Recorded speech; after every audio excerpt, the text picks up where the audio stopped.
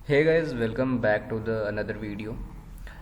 सो आज मैं आपको पढ़ाने वाला हूँ कंट्रोलिंग। ये मेरा लास्ट लेक्चर है प्रिंसिपल ऑफ मैनेजमेंट में। मैंने इससे पहले प्लानिंग, ऑर्गेनाइजिंग, स्टाफिंग, डायरेक्टिंग की मैंने सारे लेक्चर्स ले लिए हैं। ठीक है, ये आपकी लास्ट क्लास है प्रिंसिपल ऑफ मैनेजमेंट की। ठीक है, इसके बाद आपका सारा ये प्रिंसिपल ऑफ मैनेजमेंट का सिलेबस ख़त्म हो जाता है। ठीक है, उसके बाद आपको जो भी सब प्रॉब्लम्स या डाउट्स आएंगे लेक्चर में, ठीक है, जितनी मैंने लेक्चर पढ़ाई हैं प्रिंसिपल ऑफ मैनेजमेंट में, आप मुझसे पूछ सकते हो कमेंट में। और मैं इस सब की नोट्स आपको प्रोवाइड कर दूंगा। ठीक है, डिस्क्रिप्शन बॉक्स में आप वहाँ से डाउनलोड कर लेना। ठीक है, और जो भी लोग चैनल पे नया हो, चैनल सब्सक्राइब करो, लाइक करो, शेयर करो, जो भी लोग BBA MBA से हो। तो चलो वीडियो स्टार्ट करते हैं। ठीक है, तो कंट्रोलिंग क्या होती है, what is controlling, what is the actual meaning of controlling.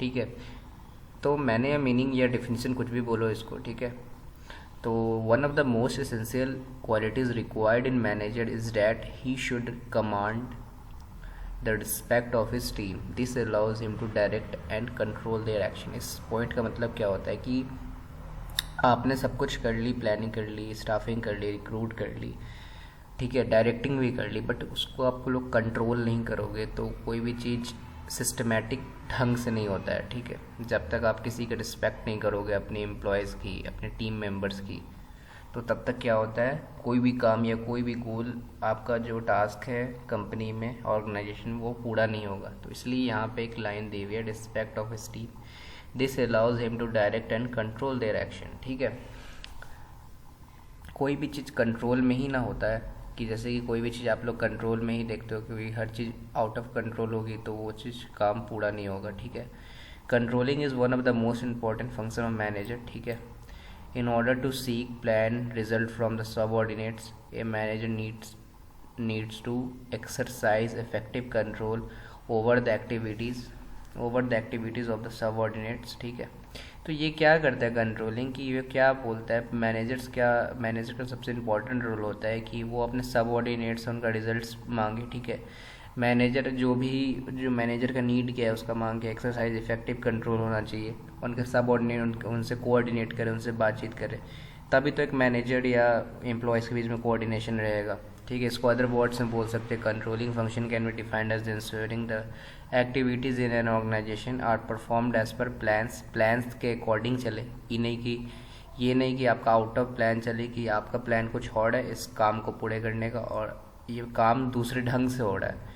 तो यहाँ पे ये प्रॉब्लम आती है कि प्लान शुड बी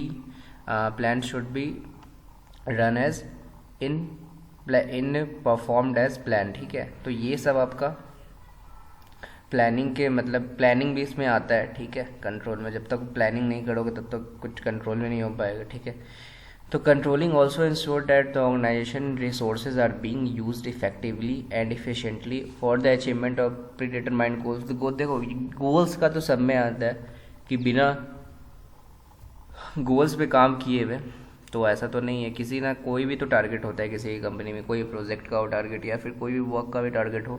तो यहाँ पे सबके आपको मैंने जितने भी लेक्चर पढ़ाए हैं तो यहाँ पे गोल्स की बात हो ही है। तो आप लोग इस डेफिनेशन समझ गए हो। तो कंट्रोलिंग क्या होती है, कंट्रोलिंग होती है कि कोई भी मैनेजर को एक टास्क दी जाती है तो टास्क अच्छे ढंग से हो, ठीक है, अच्छे वे मैनर्ड में हो, ताकि ऑर्गेनाइजेशन को कोई भी डिफ़िकल्टीज ना हो उस काम को पूरा करते वक्त। ठीक है, तो यहाँ पे 3 पॉइंट्स और मैंने लिखी है। Controlling is a goal oriented function. ठीक है, it is a primary function of every manager. ठीक है, ये उसका पहला काम है। ठीक है, एवरी मैनेजर का controlling the function of a manager is a pervasive मैंने एक पिछले क्लास में ही मैंने बताया था, डायरेक्टिंग में पढ़ा रहा था, मतलब एवरी लेवल पे सोच रही है, नहीं कि आप लोग मैनेजर एज ए मैनेजर या कुछ भी, ठीक है, एज ए CEO, तो आप लोग अपर लेवल पे ही सोचो।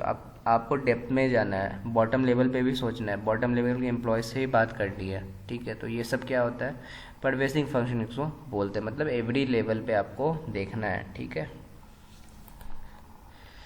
इम्पोर्टेंस पे अगर मैं बात करूँ, ठीक है, इम्पोर्टेंस की अगर मैं बात करूँ, 1 सेकेंड मैं यहाँ पे एक ड्रॉ ले लूँ।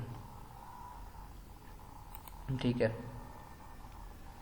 तो फर्स्ट क्या हमारा एकॉम्प्लिशिंग ऑर्गेनाइजेशन गोल। तो ये पॉइंट तो मतलब मैनेजमेंट में ही आपको इतनी बार पढ़ाई जाती है। एकॉम्प्लिशिंग ऑर्गेनाइजेशन गोल मतलब करेक्ट एक्शन हो, आप करेक्ट प्लान अगर बना लिए हो किसी प्रोजेक्ट पे आप लोग किसी काम कर रहे हो, ठीक है, एक गोल होता है आपका सेट का, टारगेट 10 दिन मुझे पूरा करना है, तो मैं अपने एम्प्लॉयज़ को ये सारे टास्क दे दिया हूँ, ठीक है, तो उसको इतने दिन में पूरा करना है, तो ये क्या है आपका एकॉम्प्लिशिंग और नेशनल गोल्स, ठीक है। उसके बाद दूसरा क्या है हमारा judging accuracy of a standard. आप देख रहे हो कि किस एक्यूरेसी से वो काम हो रहा है। अगर मैंने वो 10 दिन में मुझे देना है, मैं अगर एज ए मैनेजर उन एम्प्लॉयज़ को मैंने बोला ये 10 दिन में काम पूरा हो जाना चाहिए, ठीक है, दिस वर्क, ठीक है, this work will be do in 10 days, ठीक है, इतना पूरा होना चाहिए, ठीक है। तो मैं देखूंगा कि इसका कौन से एम्प्लॉयज़ किस एक्यूरेसी से काम कर रहे हैं, ठीक है, उनका एक्यूरेसी क्या है। अगर वो स्लो काम कर रहे हैं तो मैं उन्हें बोलूँगा कि आप लोग इतने इतने बजे तक यहाँ से इतने काम करो, ठीक है, आप लोग थोड़ी अपनी स्पीड बढ़ाओ ताकि मुझे 10 days में ये कंप्लीट करके देना है। और जहाँ पे कुछ मिस्टेक होती है तो वहाँ पे मैं उनको बताऊंगा कि आपको क्या मिस्टेक कर रहे हैं, इसलिए लेट हो रहा है, ठीक है, तो वहाँ पे एक्यूरेसी भी देखना पड़ता है, ठीक है। Making efficient use of resources, देखो ये भी पॉइंट हर जगह आता है, BBA MBA कहीं भी मैनेजमेंट पढ़ रहे हो, एफिशिएंट यूज़ ऑफ रिसोर्सेज होती है, ठीक है। जहाँ पे आप लोग किसी स्पेशलाइजेशन से काम करने जाते हो, मार्केटिंग से, HR से, तो वो बंदा ज़्यादा ऑनेस्ट और अच्छे से काम करेगा विदाउट स्पेशलाइजेशन। ये होता है कि कोई भी स्पेशलाइजेशन का बंदा होता है तो वो उस चीज़ में एफिशिएंट होता है, उसको पता होता है कि मुझे क्या काम करनी है, ठीक है, तो वो एफिशिएंट यूज़ ऑफ रिसोर्सेज करेगा, ना ही कोई डुप्लीकेशन का काम करेगा, ना ही कुछ कॉपी पेस्ट वर्क होगा। तो ये सब चीज़ यहाँ पे आती है, ठीक है। इम्प्रूविंग एम्प्लॉय मोटिवेशन, तो यहाँ से आपको स्टैंडर्ड ऑफ परफॉर्मेंस भी देखना पड़ता है, मैंने ब्रैकेट में लिखा हुआ है। तो यहाँ पे मैं बता रहा हूँ कि इम्प्रूविंग एम्प्लॉय मोटिवेशन का हमेशा ध्यान रखना पड़ता है, वो कभी डीमोटिवेट ना हो, वो कभी काम कर रहे हो उनको हमेशा ऐसा रखना है उनका एंथुसियाज्म हमेशा बना रहे, ठीक है। इंश्योरिंग ऑर्डर एंड डिसिप्लिन, और ये भी आपको ध्यान रखना है कि वो जो आप ऑर्डर दिए हो या फिर जो भी हो वो डिसिप्लिन वे में हो, ऐसा नहीं कि कोई इनडिसिप्लिन इनफॉर्मल वेज में वो काम हो रही हो। आपके जो भी नॉर्म्स है, जो भी ऑफिसेस की नॉर्म्स एंड डिसिप्लिन चल रही है, उसी की बेसिस पे ये टास्क पूरा हो रहा हो, ठीक है। 6 है फैसिलिटेटिंग कोऑर्डिनेशन इन एक्शन। अब देखो ये बहुत इंपॉर्टेंट पॉइंट है कि यहाँ पे जब तक किसी भी, मैं बताया हूँ कि कोई भी अगर मैनेजर है, CEO है या फिर एम्प्लॉयज़ है, तो जब तक सब लोग मिलकर ही बातचीत ना करेंगे किसी कंपनी में तो क्या हो, कोई भी कंपनी ग्रो होगा नहीं ना। तो यहाँ पे क्या होता है कि जब तक सब लोग कोऑर्डिनेट ना करे, टॉप टू लो लेवल पे ही बात ना करे, तो वहाँ पे वो काम पूरा नहीं हो पाए। इसलिए मैनेजर को हमेशा देखना पड़ता है कि मैं अपर लेवल पे भी देखूँ, बॉटम लेवल पे देखूँ, मैं लो लेवल पे भी देखूँ, ठीक है। आपको जो भी लेवल पे देखना है तो वहाँ पे सब लेवल को आपको साथ लेकर चलना है, सब में कोऑर्डिनेशन बनाना है, सब में बातचीत हो, सब में नेगोशिएबल हो, ठीक है, नेगोशिएट हो सके। तो ये सब होता है हमेशा कोऑर्डिनेशन इन एक्शन, ठीक है। अब देखो प्रोसेस में आपको 4th पॉइंट है, ठीक है, 4 पॉइंट है यहाँ पे। पहला है आपको इस्टेब्लिशिंग स्टैंडर्ड, मैंने पिछले क्लास में भी डायरेक्टिंग में ही पढ़ाया था। इस्टेब्लिश स्टैंडर्ड तो आपको सेट करनी ही पड़ती है कि आपका क्या टारगेट है, ठीक है, क्या आपका गोल है, किस काम को आप करने जा रहे हैं ऑफिस में, ठीक है। उसके बाद आप लोग टास्क देते हो अपने एम्प्लॉयज़ को, ठीक है। उसके बाद है मेजरमेंट ऑफ एक्चुअल परफॉर्मेंस, ठीक है, ये अगेंस्ट टारगेट होता है। ये देखो एक तरह से क्या होता है कि जैसे कोई कंपनी होती है तो कंपनी में हमेशा चेंजेस आती रहती है, नए एम्प्लॉयज़ आते हैं, नए एनवायरनमेंट होते हैं, वहाँ बहुत सारे न्यू कुछ फंक्शंस आती हैं, कुछ पुरानी कोई अपडेट होती है वहाँ पे। तो वहाँ पे एक्चुअल परफॉर्मेंस देखनी पड़ती है कि वो एम्प्लॉयज़ उसमें ढल पा रहे, कि होता है ना कि उसमें वो जा पा रहे हैं कि नहीं, उसको अडेप्ट कर रहा है कि नहीं। तो ये सब अगेंस्ट टारगेट होता है। इससे टारगेट का कोई मतलब नहीं होता है एक्चुअल परफॉर्मेंस का। ये होता है कि जो कंपनी में चेंजेस आ रही हैं, अपडेशन आ रही हैं, तो वो सब उनको अडेप्ट करना हो पा रहा है कि नहीं, उनका परफॉर्मेंस कुछ अफेक्ट नहीं हो पा रहा है, ठीक है। तो ये सब उसको देखना पड़ता है। उसके बाद होता है तीसरा पॉइंट है comparison of actual performance with the standard. अब देखो ये भी है कि एक्चुअल परफॉर्मेंस और स्टैंडर्ड में भी देखना पड़ता है कि वो उन काम को पूरा कर रहे हैं, अगर मैं जो टारगेट बनाया हुआ हूँ उसको उनका एक्चुअल परफॉर्मेंस आ पा रहा है कि नहीं, ठीक है, उनका वो परफॉर्मेंस सही तो जा रहा है ना, कोई कुछ गलत तो नहीं हो रहा है, वो कभी भटक मैनिपुलेट ना हो पाए, ठीक है। तो ये सब क्या हो रहा है, ठीक है, वेंडर्ड ना हो पाए। तो ये सब एक्चुअल परफॉर्मेंस पे देखा जाता है। उसके 4th अगर पॉइंट की मैं बात करूँ तो यहाँ पे होता है टेकिंग करेक्टिव एक्शन, ठीक है। टेकिंग करेक्टिव एक्शन की मैं बात करूं, ठीक है, तो यहाँ पे आप लोग देखना है कि जो मैंने सेटअप टारगेट किया है वो करेक्ट वे में हो रहा है, ठीक है, यहाँ पे कोई गलतियाँ ना हो रही है, ठीक है, कोई भी फ्लॉज नहीं आनी चाहिए। तो ये सब टेकिंग करेक्टिव एक्शन में आती है, ठीक है। अब देखो टाइप्स में 3 तरह के हैं, ठीक है।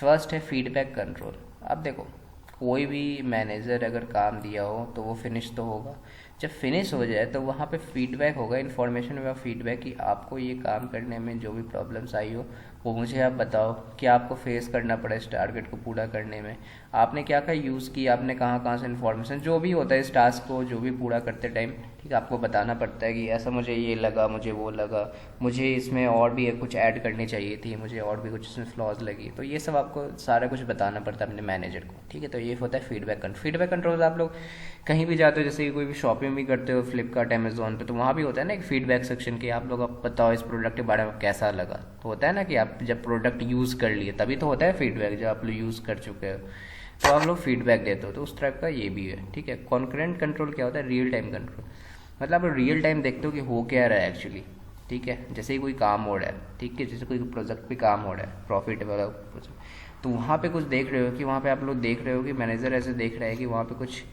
एम्प्लॉयज़ कैसे काम कर रहे हैं, कुछ गलतियाँ तो नहीं हो रही है, मैं अगर कुछ होगा तो मैं वहाँ पे जाऊँगा, मैं उनको बताऊँगा आपको ऐसे ऐसे करना है, तो फिर वहाँ पे रियल टाइम कंट्रोल देख रहे हो आप लोग। प्रेडिक्टिव या फीड फॉरवर्ड कंट्रोल होता है कि आप लोग एक तरह का फ्यूचर का मतलब देख रहे हो कि अगर हाँ मुझे ऐसा, अगर मैं अभी इस टारगेट को यहाँ अचीव करूँगा तो मुझे नेक्स्ट टारगेट जो मिलेगा तो मैं उसको ऐसे करूँगा, जैसे कि मैं 3 डेज़ या कुछ भी उसमें नए चेंजेस लाऊंगा, नए अपडेशन लाऊंगा, तो वहाँ पे मैं प्रिडिक्ट कर सकता हूँ। ये किस तरह से प्रिडिक्ट होता है, जो आप लोग प्रिडिक्ट कर फॉरकास्ट करना, ठीक है, तो उसको आप लोग ये बोल सकते हो, ठीक है। तो ये था हमारा आज का ये कंट्रोलिंग पे, जहाँ पे मैंने आपको मीनिंग डेफिनेशन पढ़ाई, ठीक है, इंपॉर्टेंस पढ़ाई, प्रोसेस और टाइप्स पढ़ाई। तो ये सब आपके बीबीए एग्ज़ाम में बहुत इंपॉर्टेंट है। आप लोग ऐसा कभी मत करना कि आप लोग डेफिनेशन मैं जानबूझ कर लिख देता हूँ ताकि डेफिनेशन आप लोग थोड़ा अच्छे से बना पाओ और उसमें कुछ अपना ऐड करो, ठीक है। कभी भी याद करके मतलब याद से या रट के ऐसा नहीं होता है कभी, क्योंकि आप भूल ही जाओगे दोबारा, ठीक है। तो डेफिनेशन ये सब कुछ याद रखो, स्टार्टिंग पॉइंट, उसको कुछ अपना बनाओ, ये सब पॉइंट याद रखोगे अपने, तो वहाँ पे आप एग्ज़ाम में अच्छे से बना सकते हो, ठीक है। तो यही था मतलब आज का वीडियो। इसमें जो भी आप लोग को डाउट्स आई होंगी जितने भी लेक्चर्स में मैं आपको बता दूंगा, ठीक है, परफॉर्म मैं आपके कमेंट्स में ही बता दूंगा। मुझे इंस्टाग्राम पे ही पूछ सकते हो, हमारा BVMBA का एक ग्रुप है टेलीग्राम, तो वहाँ पे भी लोग ज्वाइन हो सकते हो। वहाँ पे अभी 120 मेंबर्स है अभी काफ़ी टेलीग्राम पे, तो वहाँ भी ज्वाइन हो, ठीक है। और मैं इसके बाद मैं लेक्चर लूँगा आपको ये कंप्यूटर फंडामेंटल ऑफ कंप्यूटर्स और मार्केटिंग मैनेजमेंट में मेरी काफ़ी लेक्चर बची हुई है, ठीक है। और मुझे मटेरियल एंड प्रोडक्शन मैनेजमेंट में भी मैं इस पर वीडियोज़ लाऊँगा, ठीक है।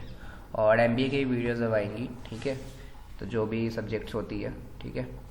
तो जो भी लोग वीडियो पसंद आई हो तो लाइक करना, शेयर करना, ठीक है, और सब्सक्राइब ज़रूर करना चैनल को ताकि आपको अपडेट्स मिलते रहें। Thank you for watching this video, bye bye.